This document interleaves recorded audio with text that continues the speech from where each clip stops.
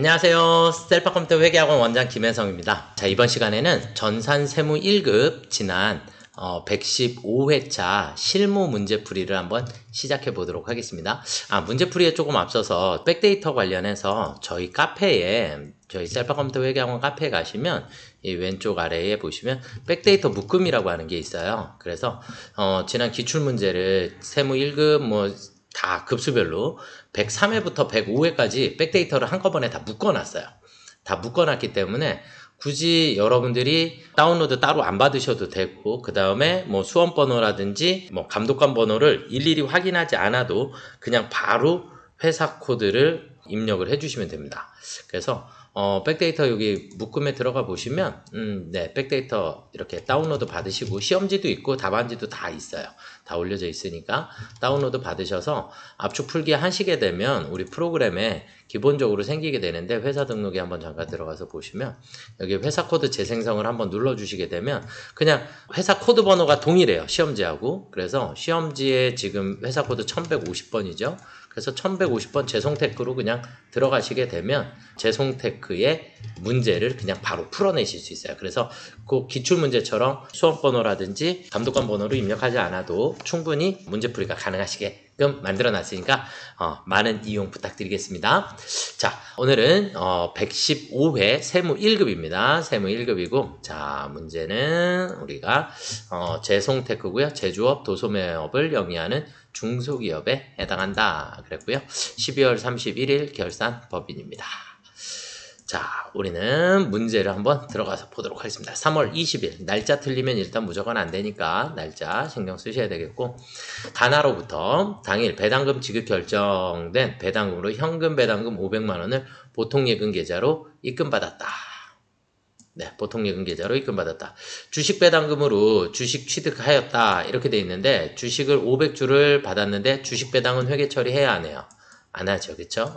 신경 쓰지 않으셔도 되겠고, 회계 처리는 기업 회계 기준을 준수하고 배당금에 대한 원천 징수는 세법 규정에 따라 처리하였다 이렇게 돼 있는데, 저희는 법인이죠, 그쵸? 법인은 원천 징수를 하지 않습니다.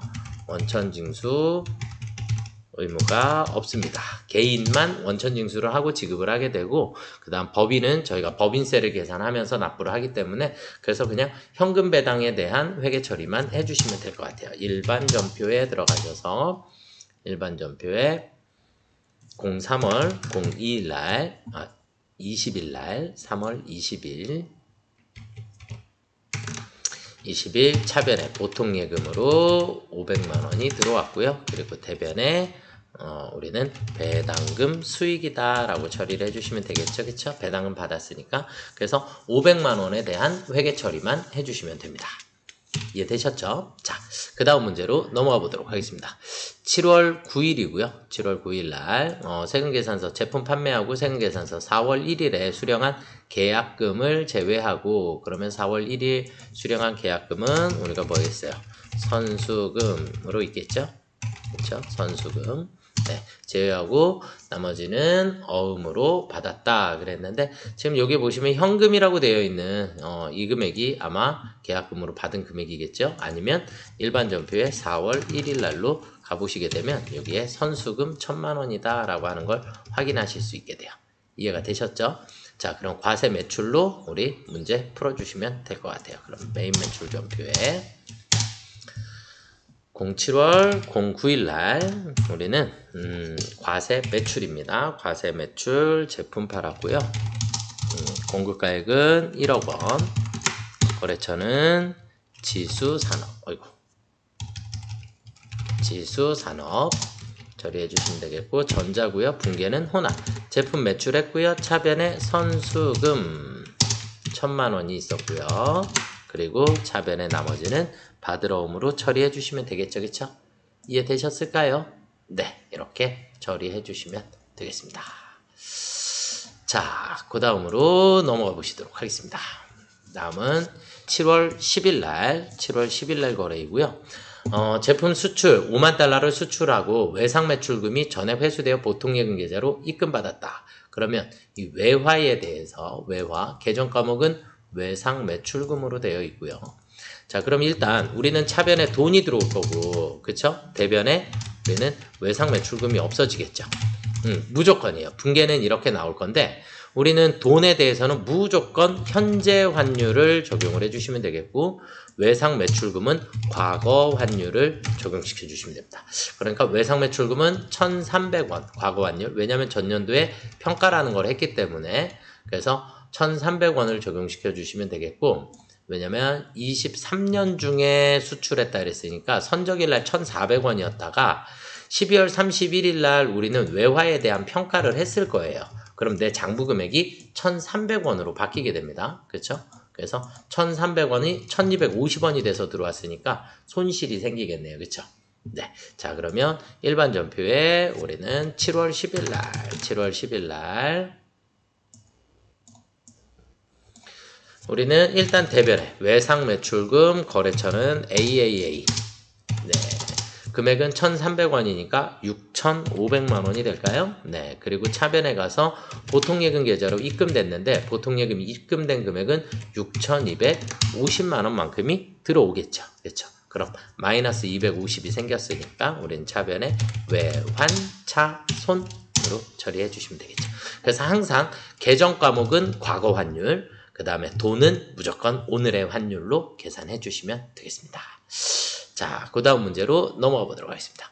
8월 24일이고요. 토지를 취득하면서 측량비로 250만원 부가세 별도 지급하고 전자세금계산서를 수령하였습니다. 결국 토지 취득 시에 세금계산서가 나왔으니까 불공이죠. 그렇죠? 매입세 공제를 받을 수 없는 불공입니다. 자, 그러면 우리는 날짜가 8월 24일 날 08월 24일 날 불공 매입입니다. 토지 측량비 공급가액은 250만원. 네, 거래처는 국토정보공사 전자이고요. 불공제 사유는 6번 토지의 자본적 지출 관련, 분계는 혼합입니다. 차변에 토지가 되겠고 대변에 보통예금 계좌에서 지급했죠? 이해가 되시죠? 네, 이렇게 처리해 주시면 되겠고요. 자, 그 다음 문제로 넘어가 보도록 하겠습니다. 부가세 신고서 및 부속서류 작성. 자, 24년 제1기 부가세 확정신고 기한에 대한 수정신고를 하라 그랬어요. 수정신고 1회차 8월 15일 날에 수정신고는 한다 했고요. 자, 수정신고와 관련하여 일반 과소신고이며 미납일수는 21일로 계산을 해야 한다. 이렇게 되어 있고요. 매입 매출 전표에 누락된 매출 내역을 반영하고 전표 입력하라 그랬죠. 그 다음에 과다공제 내역을 수정하라 그랬고요. 전표를 수정하라 그랬고요. 그 다음에 부가세 신고서 수정 신고서를 작성하라 그랬어요. 당초 신고 마감된 자료가 있고 일단 누락된 내역부터 입력을 먼저 해보도록 하겠습니다. 4월 5일 날 카드로 결제받고 제품 매출하는 것을 누락을 했대요. 그렇죠? 네, 자, 그러면 매입 매출 전표에 우리는 4월 5일 날 04월 05일 날 우리는 카드 과세 매출 제품 220만원 써주시고 거래처는 성림, 그리고 카드사는 현대카드, 분계는 외상으로 끊어주시면 되겠죠. 그쵸? 네, 외상으로 끊어주시면 외상 매출금에 현대카드 이렇게 걸리게 되겠고요. 자, 그 다음 두 번째는 과다공제 내역. 6월 9일 날 승용차를 보통예금 구입하여 전자세금에서 수취하고 보통예금에서 이체 지급하였다. 매입세 공제로 처리를 했네요. 그쵸? 불공인데. 맞죠? 5인승 2500cc라 그랬으니까 불공입니다. 불공. 맞죠? 네. 그러면 자, 6월 5일 날 전표로 한번 찾아가 보겠습니다. 6월 5일 날 6월 9일이군요. 네. 6월 9일 날 과세 자동차 구입에 가서 보시면 전표가 끊어져 있을 건데 과세가 아니라 일단 보통예금 차량 운반구라는 건 기억하고 계셔야지 돼요. 자, 54번 불공으로 자동차 구입으로 변경해 주시고 불공제 사유는 3번 개별소비세법에 따른 자동차 구입. 그래서 차량 운반구가 될 거고 대변에 보통예금이 될 거예요. 이렇게 해서 전표를 수정을 했습니다. 자, 전표를 수정을 했으니까 수정하고 난 다음에 수정 1회차로 부가세 신고서 들어가 보겠습니다. 부가가치세 신고서 그러면 4월에서 6월이 되겠고요. 정기신고가 아니라 수정신고 1회차. 그러면 정기신고분이 있고 수정신고분 차이가 발생했죠. 270만원만큼의 차이가 생겼네요. 그쵸? 납부세액에. 전표 입력한 건 자동으로 알아서 들어가니까 신경 안 쓰셔도 되고 3천만원이었던 세액이 3,270만원이 됐으니까 우리는 이제 가산세를 계산을 해주시면 됩니다. 270만원만큼 부가세를 더 내야 하기 때문에 가산세 클릭하신 다음에 탭 눌러주시면 가산세 나오게 되겠고요. 일반 과소신고 270만원. 그럼 270만원에 곱하기 0.1 곱하기 0.1이에요. 왜냐면 수정신고는 우리 여기에 자 수정신고를 한다 그랬으니까 수정신고에서 그러니까 신고불성실 가산세는 납부세액에 대해서 곱하기 0.1 여기까지는 맞고요. 곱하기 감면 1- 감면율인데 우리 원래 1- 감면율로 계산을 해주시면 되는데 문제는 이제 감면율이 수정신고 시에 감면율이 1개월 이내이면 90%를 감면을 받고요. 그 다음에 3개월 이내이면 75%를 감면을 받아요. 그리고 6개월 이내이면 50%의 감면을 받습니다. 이거는 수정신고일 때 우리 예정신고 누락부는 무조건 75%로 했었죠. 그쵸? 그런데 수정신고 시에는 이렇게 1개월 이내에 90% 감면을 받기 때문에 0.1만 그러면 우리 가산세가 0.1, 0.1이니까 그냥 27,000원 이렇게 나오게 될 거고요. 납부지연은 270만원에 대해서 원래 신고 날짜는 2024년 07월 25일이고요. 그 다음에 지금 확정신고의 미납 일수는 21일, 8월 15일이라 그랬죠. 그쵸?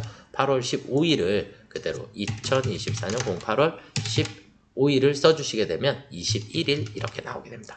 그러면 확인 12,474원의 가산세가 나오게 되고 확인. 이해가 되셨을까요? 네, 여기까지를 저장해 주시면 정답이 되겠습니다. 자, 그 다음으로 한번 넘어가 보도록 하겠습니다. 자, 과세사업과 면세사업을 영위하는 겸용사업자이다. 불러오는 데이터는 무시하고 다음 자료만을 이용하여 이기 예정신고 기간에 공제받지 못할 매입세액 명세서 중 공통매입세액 안분계산 예정과세기간이니까 안분계산 그 다음에 2기 확정신고기간에 공제받지 못할 매입세액 명세서 중 정산내역 탭을 작성을 하라 그랬어요. 그러니까 안분도 하고 정산도 하고 안분은 예정분만 가지고 정산은 예정 플러스 확정인 전체 금액을 가지고 계산을 할 거예요. 그럼 우리가 항상 제가 여기 밑에다가 우리가 이렇게 한 줄을 더 만들어요. 여기는 합계 그래서 이렇게 해서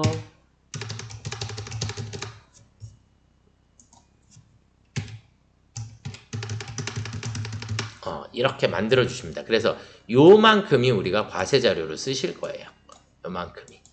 아시겠죠? 확정분은 따로 안 하는 게 어쨌든 확정 때 정산은 예정 플러스 확정으로 해야 되니까 전체 자료가 필요한 거예요.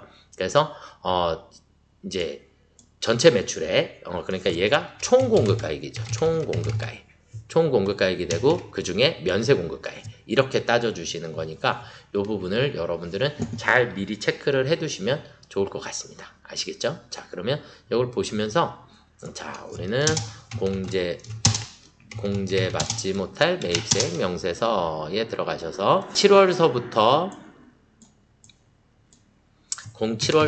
9월까지를 가셔서 안분 계산이라는 걸 할 거예요.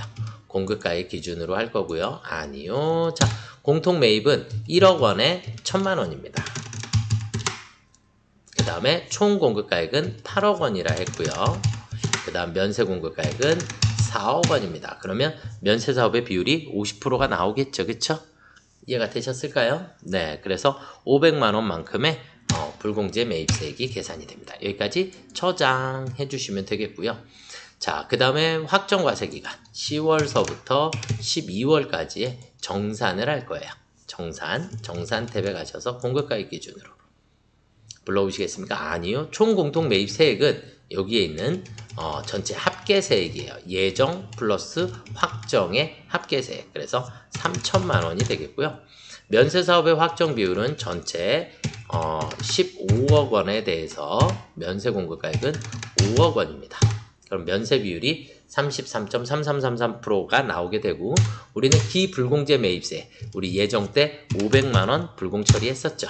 그렇죠? 그래서 499만 9,999원이 정산세액으로 나오게 됩니다. 여기까지 작성하셨으면 정답입니다. 저장해 주시면 되겠고요.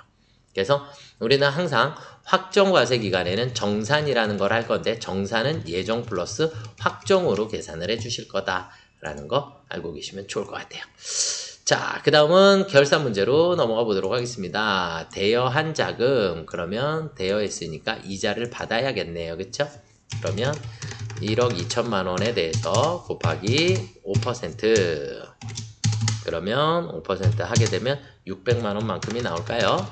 네, 600만 원인데 대여 기간은 4월서부터니까 9개월간, 그러면 곱하기 9 나누기 12 해주시면 되겠죠? 맞나요? 네, 그러면 450만 원이 나올까요? 아마도 그럴 것 같은데, 네, 450만 원만큼 이자를 받았다 안 받았다? 안 받았으니까 얘를 우리는 미수 수익이다 라고 처리해 주시면 되겠죠? 네, 자, 일반 전표 12월 31일로 네, 차변에 미수 수익 450, 그리고 대변에 이자 수익이 450이 되면 되겠죠? 네, 아시겠죠? 자, 그 다음 문제로 넘어가 보겠습니다. 물류창고 임차계약을 체결하였다. 10월 1일 임대료 1년분을 10월 1일 날 1년분 임차료 1,200만 원을 보통예금 계좌에서 이체에 지급하고 전액 비용으로 처리하였다 그랬어요. 그러면 내년도 9개월 분에 대해서 그럼 900만 원이 선급 비용이 되겠죠. 선급 비용이 얼마다? 900만 원. 이해가 되셨나요? 네, 그냥 뭐 그래도 문제가 조금 쉽게 나온 것 같네요. 그쵸? 그러면 차변에 우리는 선급 비용 900만 원, 그리고 대변에는 임차료, 우리는 생산부서다라 그랬으니까 500번대 임차료 사용을 해주시면 되겠죠. 이해가 되셨죠? 네, 이렇게 처리해 주시면 정답이 되겠습니다. 자, 그 다음에 감가상각비 개별 자산별로 각각 회계 처리할 거 이렇게 돼 있는데, 뭐 어쨌든 12월 31일 날 유형자산 명세에 여기 보시면 전기이월이 있고 차기이월이 있어요. 이 차액만 구분을 하시면 돼요. 여기 있는 차액 아시겠죠? 이 둘의 차액이 우리 감가상각액이니까 밑에다 적어볼까요? 건물은 공장 거예요. 공장 건물 이거 체크. 공장 건물. 그래서 공장 건물은 2억 5천만 원이 2억 7,500이 됐으니까 2,500만 원만큼 감가상각 해주시면 되겠고, 그 다음에 차량 운반구 판매비와 관리비죠. 그렇죠? 판매비와 관리비에 2,500이 3,500이 됐으니까 1,000만 원만큼. 이해 되셨나요? 네, 이렇게 해서 얘네들은 모두 다 그냥 저 결산자료 입력에다가 넣어주실 거예요.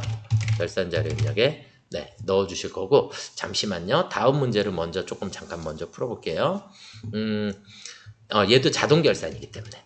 자, 그래서 이제 우리는, 법인세 과세표준 조정 계산서에서 우리가 2억 8천만 원의 과세표준이 나왔어요. 그쵸? 그래서 2억 8천만 원의 과세표준이 나왔기 때문에 이 2억 8천만 원에 대해서 우리가 법인세, 지방소득세 계산하시고 중간 예납세액이 1,000만 원이 있으니까 이 부분은 우리가 선납세금으로 처리가 됐겠죠. 그러면 우리는 항상 2억 원에 대해서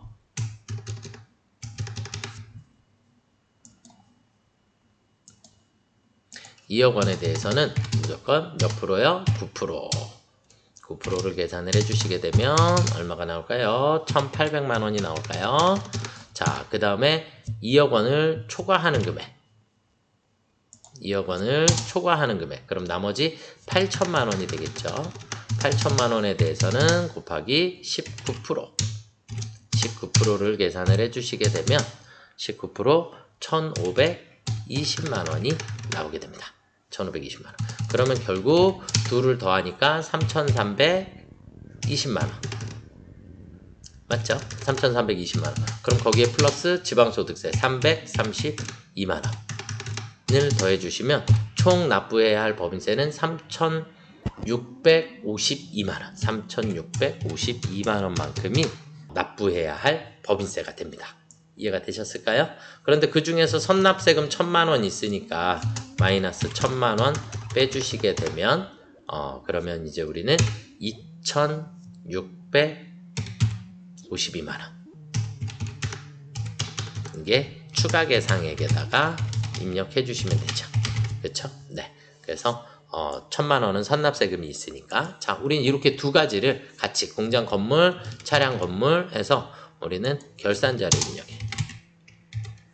일반 전표에 그냥 분개하셔도 상관없으세요. 근데 얘가 저는 실수를 안 하시지 않을까라고 생각을 하고요. 일단 공장 건물에 대해서 공장 건물은 2,500만 원입니다. 그렇죠? 자, 그 다음에 차량 운반구, 판매비와 관리비 차량 운반구 1,000만 원, 밑에 있는 감가상각비에 차량 운반구 1,000만 원 넣어주시면 되겠고, 그 다음에 화면 제일 아래로 내려가시면 선납세금 1,000만 원 나와 있을 거고요.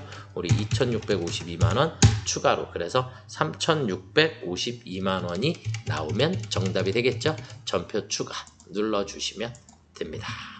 그럼 일반 전표 12월 31일 날 우리가 조회를 눌러보면 감가상각비, 감가상각 누계액, 감가상각비, 감가상각 누계액 우리가 회계 처리가 자동으로 알아서 되게 됩니다. 아시겠죠? 감가상각비 이렇게 건물에 대한 거, 그 다음 밑에 내려가 보시면 차량 운반구에 대한 거, 그 다음에 법인세, 선납세금, 미지급세금 이렇게 결산까지가 문제가 끝났습니다. 이해가 되셨을까요? 네, 자 결산까지 문제를 풀어봤고요. 전표 추가까지 해주시면 되겠고, 자 그 다음 문제는요, 원천징수입니다. 퇴직소득과 관련한 자료를 사원 등록 및 퇴직소득 자료에 입력하고 퇴직소득세 산출한 후에 퇴직소득 원천징수 영수증을 작성을 하라 그랬어요. 전표 입력은 생략한다 그랬고요. 자, 사원코드 102번입니다. 그러면 일단 사원 등록에 가셔서 102번 김태자의 퇴사년월일, 그래서 24년 6월 12일입니다. 2024년 06월 12일 날, 그리고 자발적 퇴사, 그래서 개인 사정에 의한 자진 퇴사를 선택을 해주시면 되겠습니다. 그럼 이렇게 분홍 색깔로 바뀌게 될 거고요. 되셨죠? 자, 그 다음에 퇴직소득 자료 입력할 거예요. 퇴직소득 자료 입력.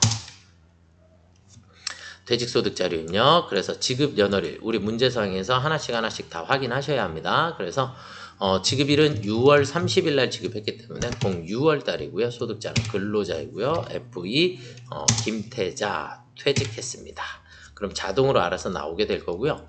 퇴직금은 2,400만 원이라 그랬고요. 그 다음에 퇴직 공로금이 100만 원을 추가로 지급을 했대요.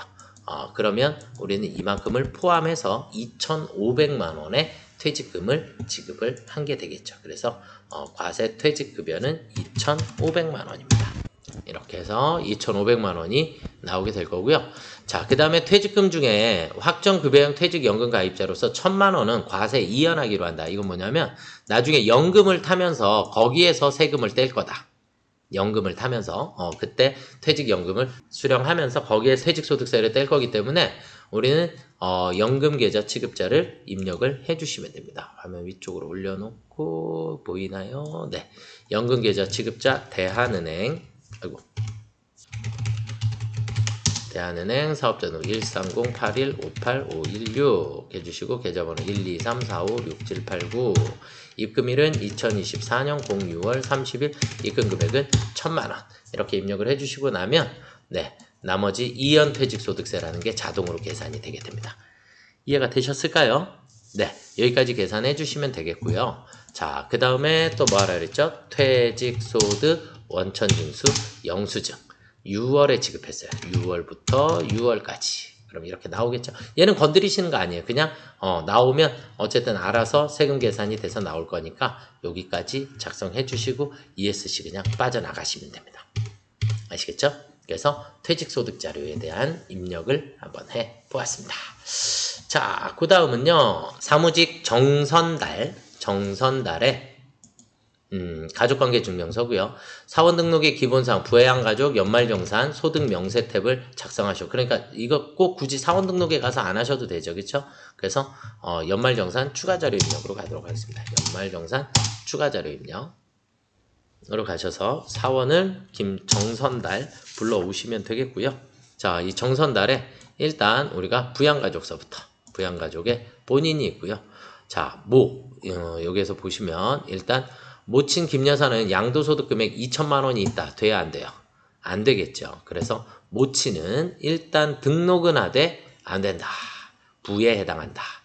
배우자는 장애인이고요. 네, 그 다음에 장남은 고등학생, 일용근로소득 상관없죠. 차남. 그래서 모두 등록은 일단 해주시되 모는 기본공제 대상자를 부로 체크를 해주시면 될 것 같습니다. 배우자는 중증 환자로 등록해 주시면 되겠고요. 아시겠죠? 네. 자, 그러면 우리 연말정산 추가자료 입력에 정선달 있고 모 1번 직계존속 김여사 주민등록번호는 430402202341 넣어주시고 부입니다. 아시겠죠?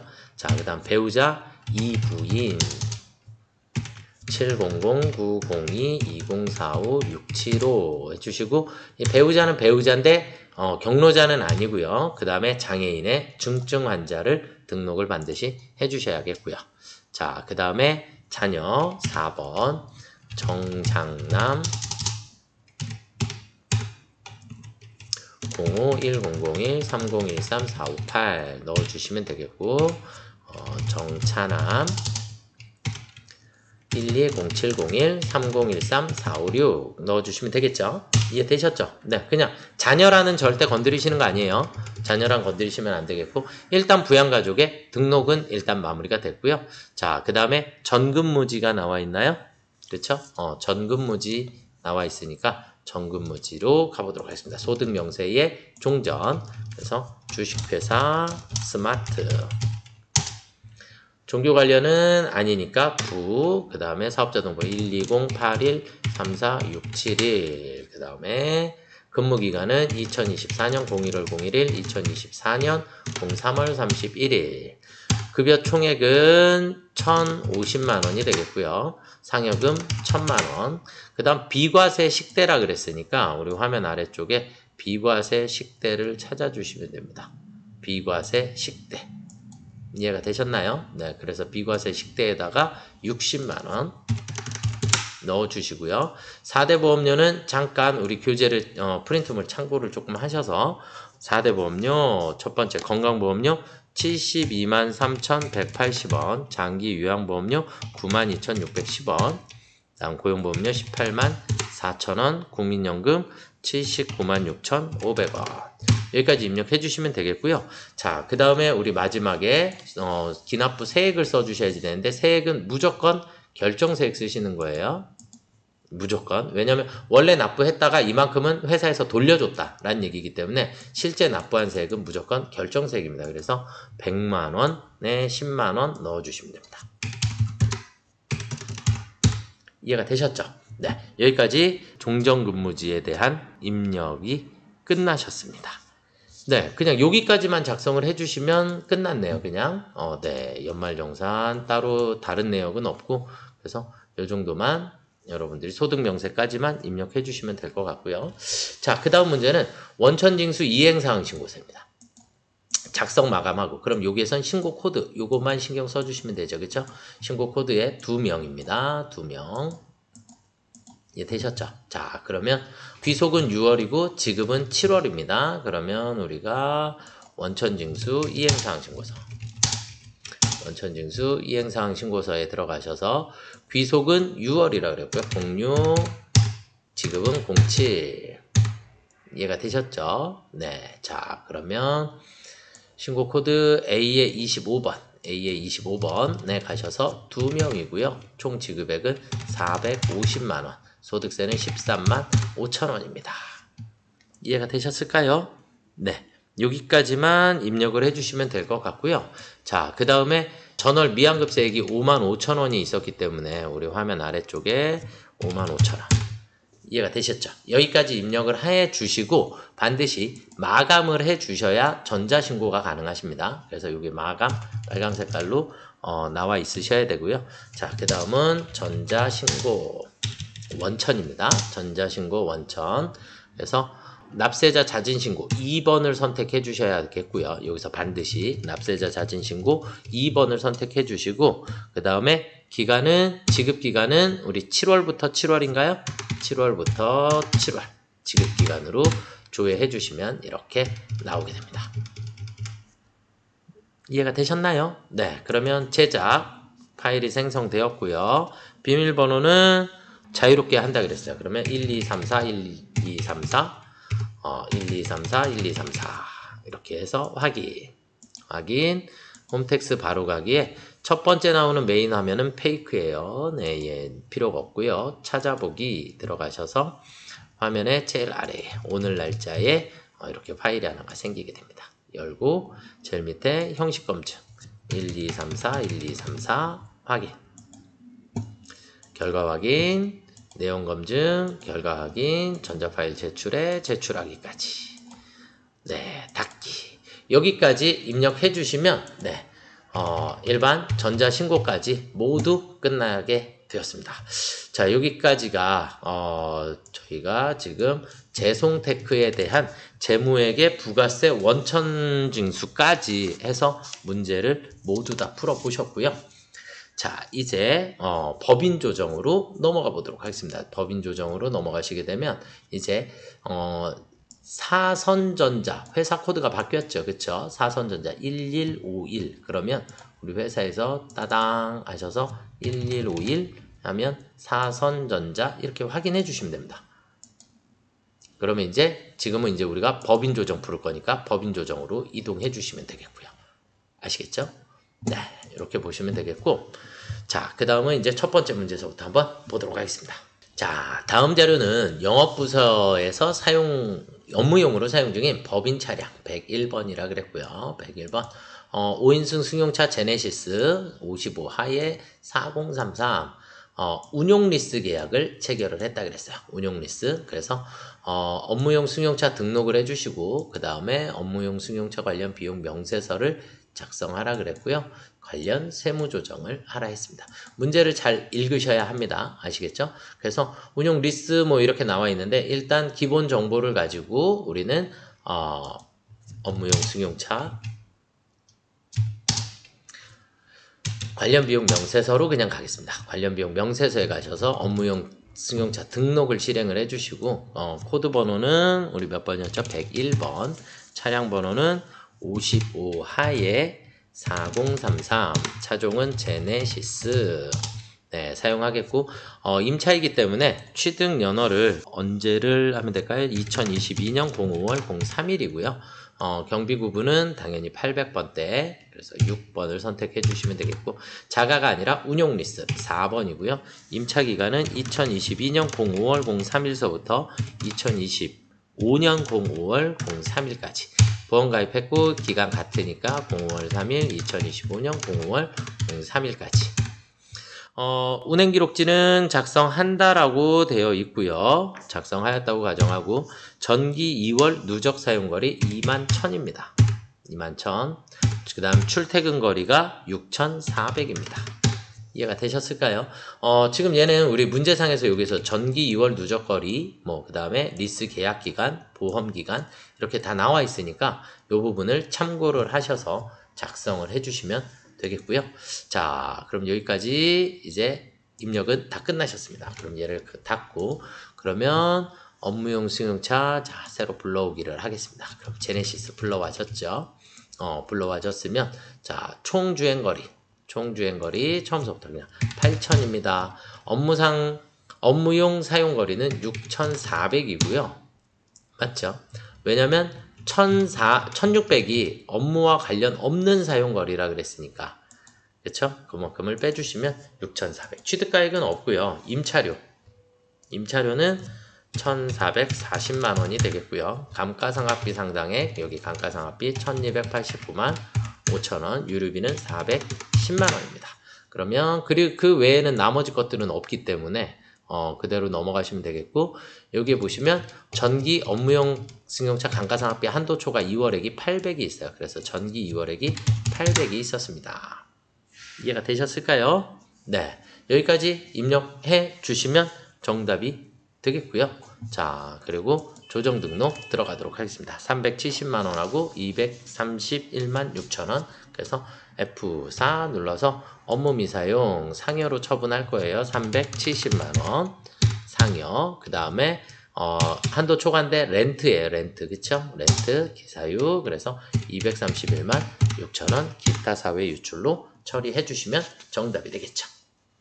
이해가 되셨을까요? 네, 여기까지 저장해 주시면 정답이 되겠습니다. 자, 그 다음 문제로 넘어가 보시도록 하겠습니다. 그 다음 문제는 기업 업무 추진비 조정 명세서를 작성하라 그랬어요. 그리고 세무 조정하라 그랬고요. 자료를 보니까 법인세법상 매출액, 기업회계기준상 매출액, 이거 많이 헷갈리셨을 것 같아요. 우리는 기업 업무 추진비는 우리 회사의 매출에 맞게끔 기업 업무 추진비를 사용하고 있기 때문에 법인세법상 매출액을 인정하지 않습니다. 아시겠죠? 그래서 기업 회계기준상, 이게 우리가 장부를 작성하고 있는 기준으로 봤을 때 매출액이기 때문에 기업 회계기준상 매출액을 우리는 기본 매출액으로 사용한다라는 거. 그래서 법인세법상 매출액은 그냥 여러분들 함정으로 나와 있는 것 같아요. 기업 업무 추진비 계정 내역을 보면 3만원 초과에 제조경비에 있는, 그 다음 판매비와 관리비에 있는, 얘네들은 자동으로 알아서 불러와지겠죠. 그 다음에 기업 업무 추진비에 문화비로 지출한 금액이 200만원이 있습니다. 그 다음에 경조사비는 건당 20만원 이하니까 20만원 초과분에다가는 쓰실 일이 없겠죠. 경조사비 그냥 그대로 넘어가시면 될 것 같고, 소모품비, 구입한 물품 중 거래처에 선물했대요. 그럼 이 소모품비도 기업 업무 추진비에 해당하겠죠. 입력해 주셔야겠고요. 광고 선전비는 불특정 다수에게 제공하였으니까 광고 선전비는 그냥 광고 선전비예요. 그러니까 기업 업무 추진비가 아니니까 해당 사항이 또 없겠죠. 이걸 보시고 그대로 넣어 주시기만 하면 됩니다. 그래서 기업 업무 추진비 조정 명세서에 들어가셔서 그냥 불러오기를 한번 눌러 볼게요. 불러오기를 누르면 기본적으로 알아서 다 나오게 됩니다. 그러면 자, 특수관계자와의 거래 금액이 2억 원이 있었습니다. 지금 합계 금액 똑같이 기업회계기준상 매출액으로 자동으로 불러와지는 게 맞고요. 자, 그 다음에 제조에 2620이 있고, 그 다음에 3만원 이하 간이용수 수령한 건 아무 의미 없어요. 그쵸? 3450만원. 여기까지도 큰 문제가 별로 없고요. 그 다음에 우리는 소모품비. 그래서 소모품비 830 소모품비에서 150만원을 불러와 주시면 될 것 같아요. 이해가 되셨죠? 그래서 150만원만큼을 전체 총 초과 금액에다가 150만원만큼을 넣어 주시면 될 것 같고요. 그리고는 할 게 없는데, 네, 전혀 뭐 할 게 없습니다. 그리고 조정 명세서의 마지막에 문화기업 200만원을 넣어 주시면 되겠죠. 그렇죠? 네, 이렇게 넣어 주시면 정답이 되실 것 같습니다. 그래서 기본적으로 신용카드 미사용한 금액도 200만원, 500만원 알아서 들어와 있죠. 그쵸? 그래서 직원카드 사용분, 여기 있는 요 금액, 직원카드 사용분, 얘네들이 된다 안 된다? 우리 기업 업무 추진비는 무조건 법인카드로 결제를 해야지만 접대비로 인정을 받습니다. 그래서 요 금액은 자동으로 이렇게 계산돼서 들어와 있는 상태예요. 그냥 조정 등록 들어가시면 될 것 같고요. F4 기업 업무 추진비 중 신용카드 미사용에, 그래서 신용카드 미사용 금액은 700만 원만큼, 기타 사회유출 기업 업무 추진비 한도 초과, 그래서 1174만 원만큼이 기업 업무 추진비에 한도 초과로 되었습니다. 이해가 되셨죠? 네, 여기까지 종료. 그래서 지금 문제는 조금, 문제에서 제일 어려웠었던 부분은 오히려 얘였던 것 같아요. 그래서 항상 기준 우리 장부상 매출액, 기업 회계기준상 매출액을 기준으로 계산을 할 거고, 직원 카드 사용분은 신용카드 미사용으로 보는 거예요. 아시겠죠? 그래서 미사용분으로 보시면 되겠고. 자, 그 다음은 법인세 과세표준 및 세액조정 계산서와 최저한세 조정 계산서를 작성하시오. 이렇게 돼 있어요. 자, 그러면 우리는 법인세 과세표준을 일단 여기 가서 저장을 해야 얘가 된다 그랬죠. 얘를 우선 기본 최저한세를 하시기 전에 이거 화면을 바꿀게요.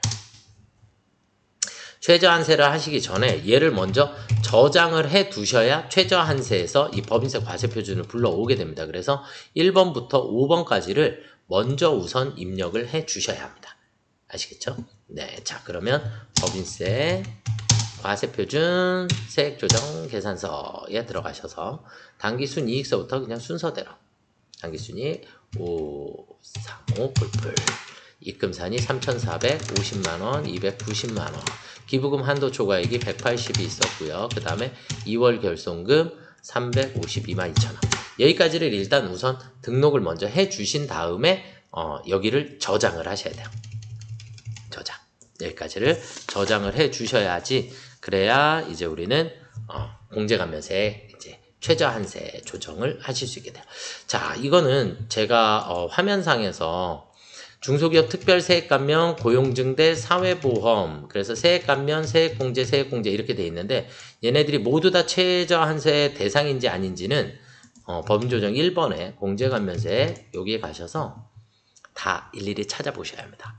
그래서 적용에 최저한세 적용에 감면부터 가보시면 우리 문제에서 첫 번째 중소기업 특별세액 감면 중소기업에 대한 특별세액 감면 있죠. 맞죠? 그래서 최저한세 적용 대상이고요. 그 다음에 고용증대 사회보험을 여기서 다 찾으실 수가 없어요. 컨트롤 F 눌러서 고용 이라고 검색을 해보시면 없고요. 그 다음에 사회보험료 사회 치시면 없지요. 자 일단 여기에서는 패스. 그 다음에 세액공제로 갈게요. 세액공제. 아까 세액감면이라고 세액공제니까 세액공제에서 찾으셨어야 돼요. 컨트롤 F 고용이라고 치시면 고용에 대해서 고용창출투자세액공제가 있고 또 경력단절 그 다음에 또 유아휴직, 그 다음에 고용을 증대시킨 기업에 대한 이렇게 해서 211번에 있어요. 맞죠? 그러면 최저한세 적용 세액공제에 해당하는 거고요. 그 다음에 사회보험료 그러면 고용 증가에 대한 사회보험료 세액공제라고 하는 게 있지요. 그래서 둘 다 있습니다. 그러면 결국 여기에서 이제 여러분들이 둘은 2번, 3번은 세액공제에 해당하는 거고 그 다음에 중소기업 특별세액 감면은 얘는 감면세액에 해당하는 거예요. 그래서 둘은 3,620만원 둘을 일단 합산을 해 놓을게요.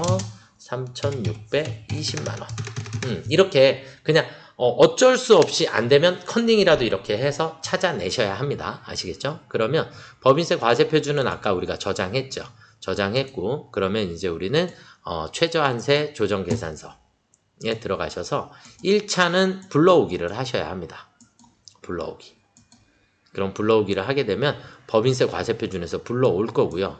그 다음에 감면세액은 세액감면이 1,300만 원인가요? 네, 감면세액 1,300만 원 넣어주시면 되겠고 그 다음에 사회보험 세액공제는 3,620만 원 이렇게 하게 되면 여기에서 조정감이 나오게 되고 조정감이 나오면 우리는 법인세 과세표준에다 써야 되는 금액은 이만큼은 조정을 빼고 난 나머지 이만큼이 공제 대상인 거다. 그래서 둘의 합산 금액을 계산하셔야 돼요. 여기 있는 합산 금액. 그러면 4,778만 5,360원. 4,700 이거를 이제 따로 한쪽에다가 적어 두시고 4,778만 5천 그러면 어쨌든 4,778만 5,360원 요만큼이 내가 받을 수 있는 세액이에요. 그래서 요 금액만큼을 여기에 넣어 주시면 됩니다. 그래서 4,778만 5,360원만큼이 최저한세 적용 대상 공제감면 세액에 해당하고요. 가산세가 19만 원이 있다 했고요. 그리고 법인세 중간 예납액이 500만 원. 그 그 다음에 원천 납부세액이 700만원. 이렇게 입력을 해주시면 되겠죠. 분납은 최소화한다 그랬으니까 화면 꼭대기까지 올리시고 분납을 클릭하시게 되면 여기 금액이 나오죠. 1377만 730원. 이해가 되셨을까요? 네, 여기까지 작성을 해주시면 정답이 되겠습니다. 네, 여기까지 저장 해주시면 되겠고요. 자, 그 다음 문제로 넘어가 보도록 하겠습니다. 대손충당금 및 대손금 조정 명세서를 작성하라 그랬어요. 소득금액 조정 합계표 및 명세서에 세무조정 반영하라 그랬고요. 외상매출금. 일단 여기서 필요한 건 우리가 단기 설정액 이따가 나중에 쓸 거죠. 그쵸? 네. 이게 필요하고 그 다음에 외상매출금 받으러 온 미수금에 대해서 대손 처리했는데 일단 전기말 한도 초과액 우리 나중에 필요한 거니까 자 대손 설정률은 1%로 설정한다 그랬고요. 자 첫 번째 대손 충당금 상계한대요. 그러니까 여기에 있는 이 세 가지예요. 세 가지가 지금 여기에 보시면 외상매출금 소멸시효 완성으로 그러면 1번은 되는 거죠. 네, 얘는 됩니다. 그 다음에 파산으로 회수할 수 없음이 확정됐대요. 그럼 여기 있는 2번도 아이고 됩니다.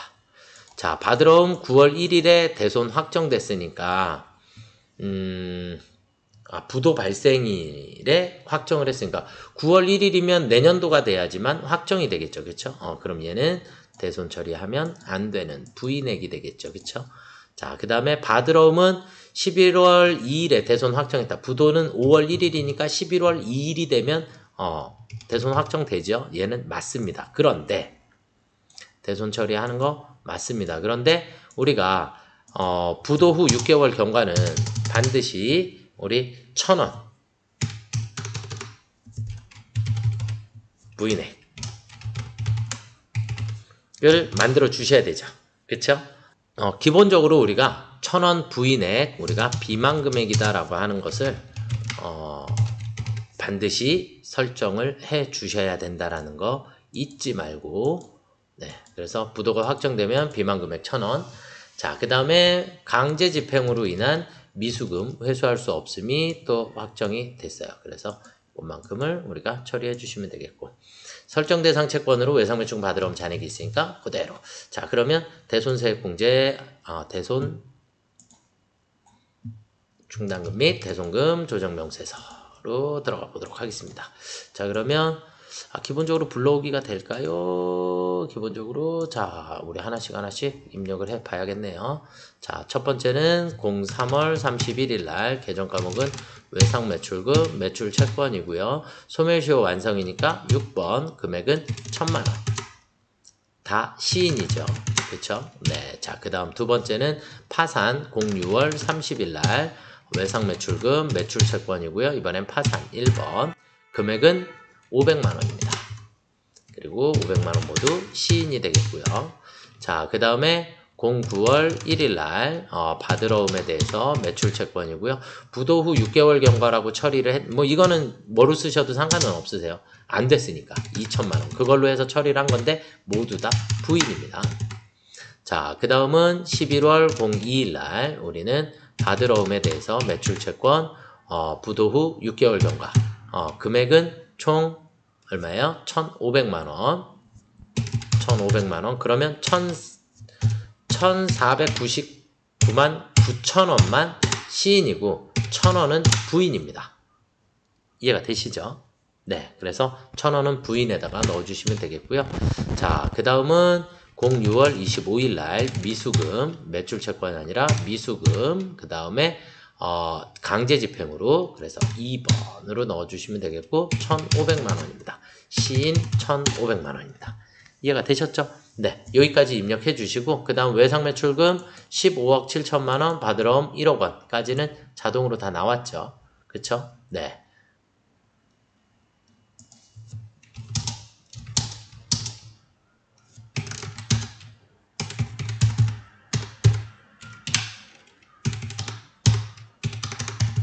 네, 왜 다시 쳤냐면 그래야 단기분 부인 누계액을 여기로 불러와 줍니다. 아시겠죠? 네, 그래서 단기분 부인 누계액을 불러와 주셔야 하기 때문에 입력을 했고요.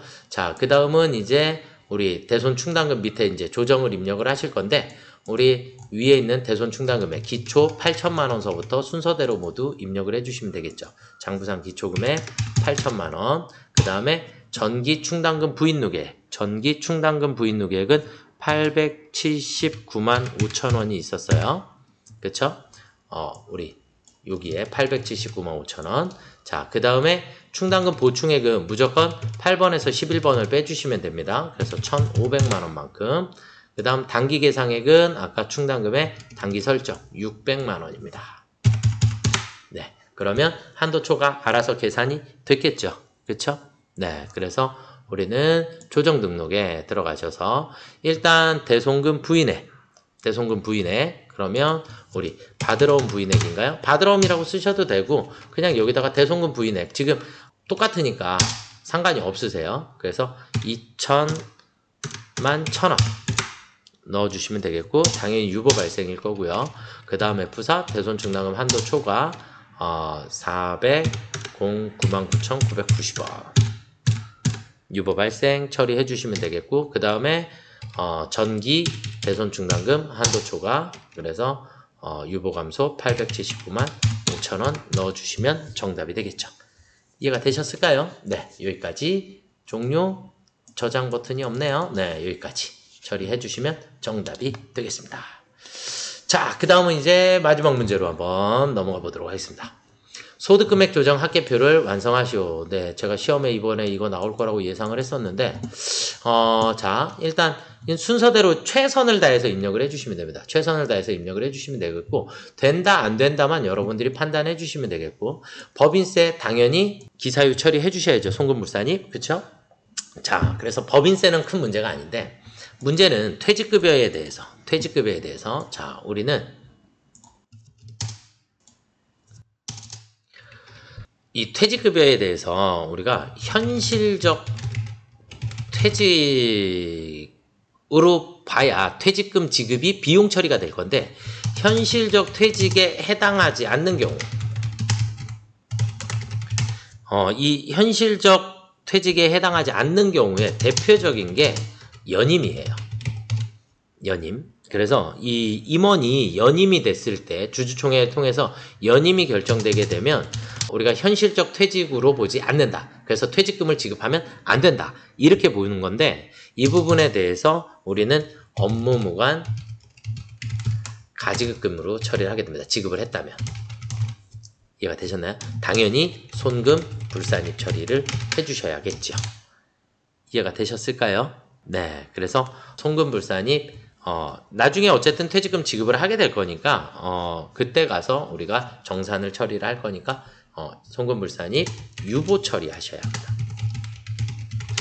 그래서 이 부분이 아마 이번 시험 문제에 제일 크게 어렵지 않았나라고 생각이 들고요. 그래서 대표이사의 연임을 결정하였다. 이 부분은 우리가 현실적 퇴사로 보지 않기 때문에 이 퇴직급여를 우리가 비용 송금 불산입으로 처리해 주시면 되겠고요. 자, 토지개발 부담금은 유보 발생 우리 많이 받죠. 토지의 취득 원가에 포함해야 하기 때문에 유보 발생 처리해 주시면 되겠고 상각 범위액이 600만 원입니다. 라 그랬으니까 얘는 업무용 승용차라 그랬어요. 여기서 중요한 표현이 업무용 승용차는 강제 상각이죠. 상각 범위에 미달이 됐다라 그래서 우리가 안 하는 게 아니라 그래서 상각 범위액은 600만 원이다 라고 했기 때문에 우리는 200만 원만큼을 강제로 추가 상각을 해 주셔야 합니다. 아시겠죠? 그래서 이 감가상각비는 우리가 강제 상각해야 하기 때문에 우리는 손금 산입 200만 원에 대해서 손금 산입 200만 원 유보 발생 처리를 해주시면 됩니다. 자, 건물관리비 출자자인 임원이 사용하고 있는 사택 유지비에 대한 건물관리비가 나왔어요. 그러면 우리가 직원인 경우는 상관없는데 사용인은 상관이 없는데 임원에 대한 건물관리비는 송금 불산입 처리해 주셔야지 되겠고 얘는 소득처분을 상여로 소득처분해 주셔야 합니다. 상여. 네, 사용자에 대한. 자, 그 다음에 자비이익 70만 원 있는데 자동차세 과후 납금에 대한 환급금 60만 원. 여기까지는 되는데 환급금에 대한 이자 10만원, 이자 10만원, 환부 이자에 대해서는 우리가 입금 불산입 처리하십니다. 당연히 소득 처분은 기타로밖에 할 수는 없습니다. 잉여금의 증감으로 우리가 처리를 해주셔야 되기 때문에. 그래서 여기를 보시면 되겠고, 그래서 우리가 이 해당하지 않는 경우에 대표적인 게 지금 이렇게 주주총회에서 연임 결정 난 경우의 수 하나하고, 또 한 가지는 우리가 또 뭐가 있냐면 공공기관 정부투자기관, 정부투자기관이 민영화됐을 때, 민영화되게 돼서 전 직원을 퇴사 처리하고, 그러니까 사표를 수리하고 다시 채용했을 때 이렇게 됐을 때도 우리는 현실적 퇴직으로 보지 않습니다. 그래서 이 두 가지의 경우의 수는 뭐 경우의 수가 또 여러 개가 더 있기는 한데, 지금 이 문제가 나온 걸로 봐서는 최소한 요 정도 두 가지는 여러분들이 조금 암기를 하고 계셔야 되지 않을까라고 생각이 듭니다. 뭐 문제는 부분 채점을 하기 때문에 최대한 여러분들이 입력을 해주시기만 하면 부분 점수는 줄 거다라고 보여집니다. 첫 번째 법인세. 그래서 법인세 1,800만원, 지방소득세 포함이고요. 모두 다 기사유로 소득 처분해 주시면 되겠고요. 송금불산입 퇴직급여, 그러니까 이 퇴직급여를 우리가 업무무관 가지급금, 업무무관 가지급금이라고 하셔도 되고 그냥 여기를 퇴직급여라고 처리하셔도 상관은 없으세요. 아시겠죠? 3,500만원에 대해서 유보 발생시켜야 합니다. 왜냐하면 나중에 퇴직할 때 얘를 다시 정산을 해야 하기 때문에. 그래서 퇴직급여라 치셔도 되고, 얘를 또는 업무무관 가지급금이라고 처리해 주셔도 상관은 없을 것 같습니다. 소득 처분은 유보 발생으로 처리해 주셔야겠고요. 자, 그 다음에 우리 토지의 개발 부담금, 세금과 공과, 그냥 여기 세금과 공과 치셔도 되고, 또는 여기를 뭐라고 쓰면 돼요? 토지 개발 부담금. 네, 그래서 300만원에 대해서만 우리는 유보 발생. 왜냐하면 토지의 취득 원가에 포함시켜 주셔야 되기 때문에 토지를 처분할 때까지는 얘를 계속 가지고 가셔야 합니다. 가지고 가셔야 되고, 자, 그 다음에 감가상각비 200만원만큼을 추가로 송금 산입해 주셔야 되겠죠. 그쵸? 네. 유보 발생 처리해 주셔야겠고요. 강제상각이기 때문에. 이해가 되셨죠? 네. 자, 그 다음은 건물관리비로 처리한 것 중에 500만원이 상여로 소득 처분을 해주시면 되겠죠.